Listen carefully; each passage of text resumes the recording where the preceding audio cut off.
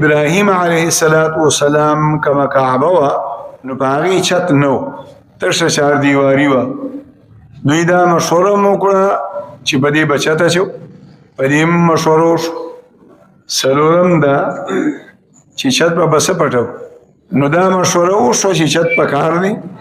دې زمانه کې مکې مکرمې ته اطلاع راغله، غر راغه چې د جدې د سمندر د بندرګاه سره یو تجارتي جهاز د اوبو جنګېدلی دی او هغه د هغې چې کوم اوزار دي هغه لګیا دي خلک یې خرڅوي.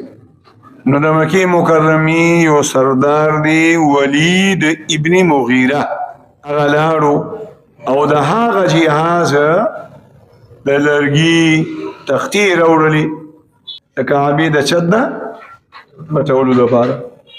تختو له خو ترکاڼ پکار دی، نو په دغه جهاز کې یو رومي ترکاڼو معمارو ګیلکارو او د هغه نومو باقومي رومي، د هغه سره خبر وشو مزدورۍ ایم راوستو.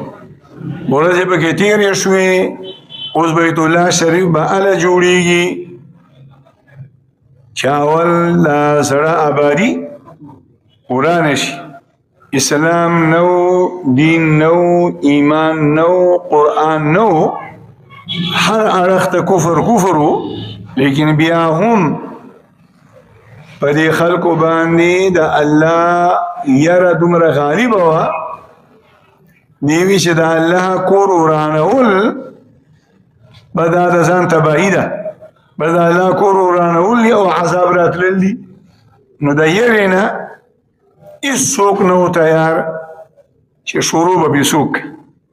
نو دغه ولید ابن مغیره راغه، کوزاله یې راواغشته، د حجر اسود او د رکن یماني ترمنځه چې کوم دیوال دی په دې شروع وکړه او د ګزار سره یې دا جمله ووې: اللهم لا نريد الا الخير، اللهم لا نريد الا الخير.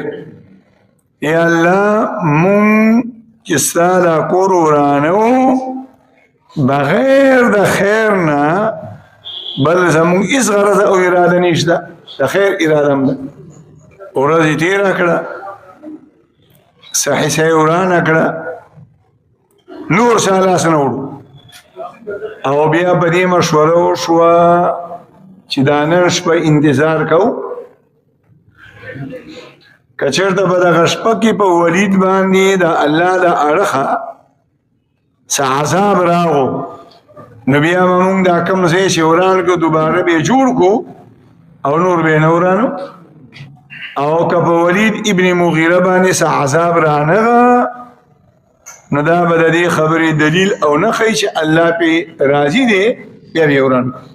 شپه تېره شوه، سهار بیا د انور خطو په ټیم کې ولید کوداله راغشتې وراغه او شروع پې وکړله. خلکو چې ولیده چې دی خو روغ رمټ دی، هېڅ هم نه دي شوي. نو په یو شو چې الله پاک په دې کار راضي دی، بیا ټولو پې شروع وکړه.